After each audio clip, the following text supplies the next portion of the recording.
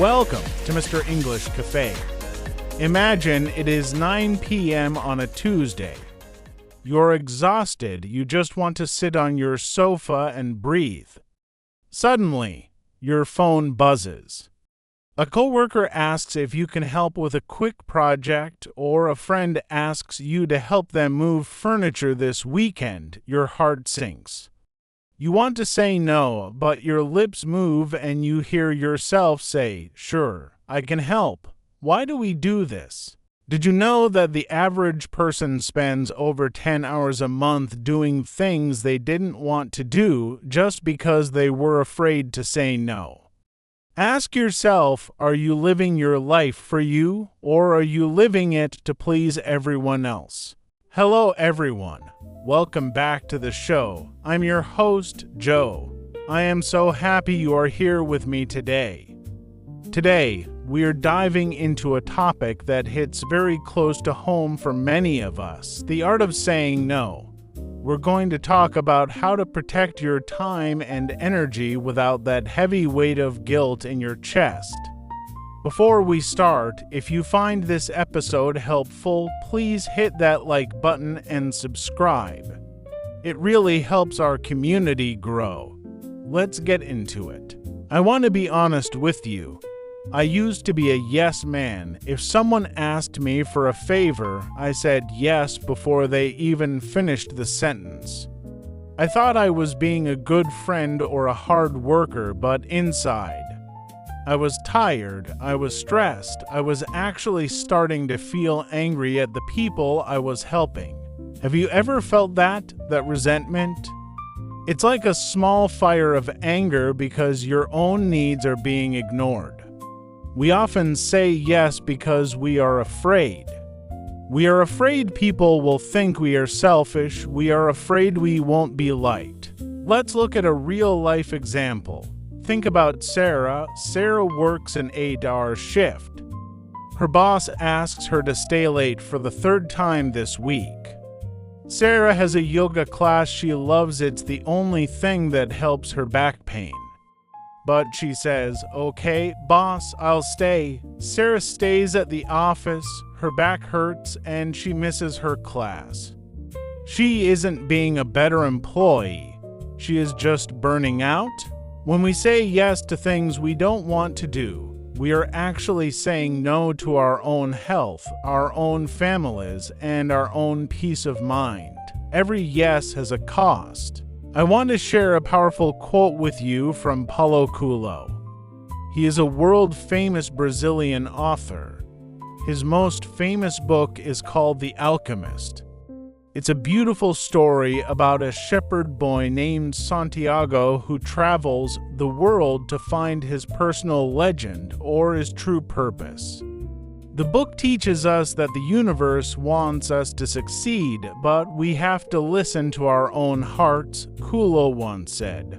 When you say yes to others, make sure you are not saying no to yourself. Think about that deeply.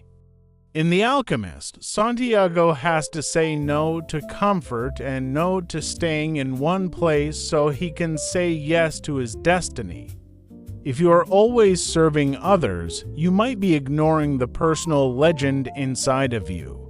Another great perspective comes from Greg McKeown.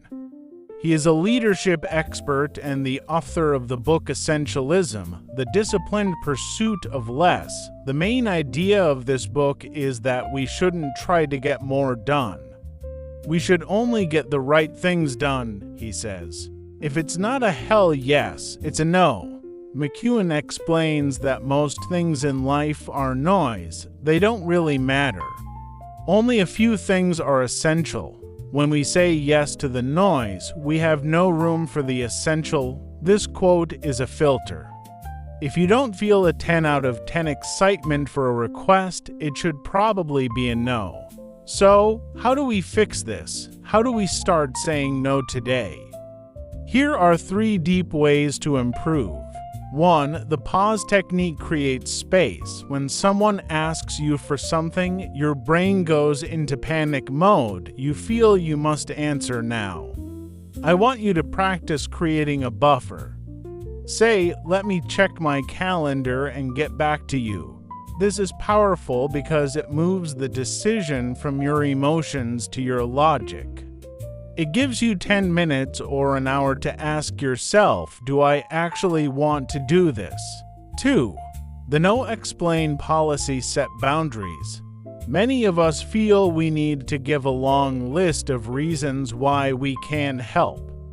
We say, "I can't because my car is broken and my dog is sick," and when you give too many excuses, people often try to solve your problems so you can still say yes. Instead, keep it simple. "I'd love to help, but I don't have the capacity right now." By not giving an excuse, you show that your time is valuable just because it is your time, not because you are busy with something else. 3. The trade-off evaluation, the cost of yes. Greg McKeown teaches us that every time we say yes to one thing, we are automatically saying no to something else. Before you agree to a weekend favor, ask yourself, if I say yes to this, what am I saying no to? Is it your sleep, your time with your kids, your own hobby? When you see the hidden cost, saying no becomes much easier because you are protecting something you love. To wrap things up, remember that saying no is not about being mean, it is about being honest. When you say no to the things that drain you, you finally have the energy to say a big, beautiful yes to the things that matter.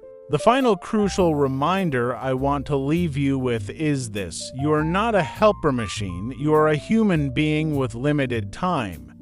The people who truly love and respect you will understand when you say no. The only people who get upset when you set boundaries are the ones who benefited from you having none. We've covered a lot today, from Paulo Coelho's wisdom on the heart to Greg McKeown's logic on essentialism. I hope you feel a little lighter after listening to this. Before you go, I want to ask you a deep question to think about today.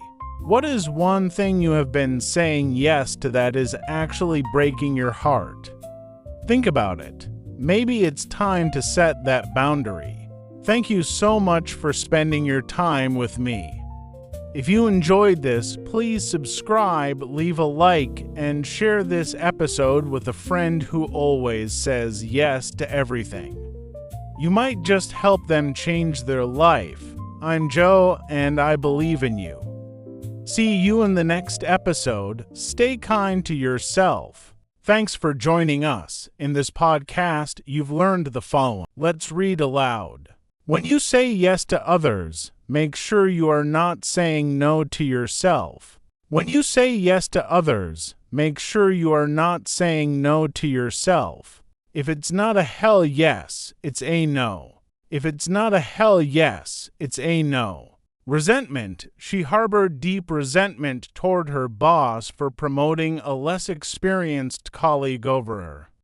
If you don't express your feelings openly, hidden resentment can slowly destroy a long-term relationship.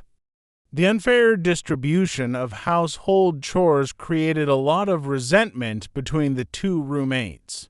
Feel free to read it aloud. If you have any questions or suggestions, please leave a comment below.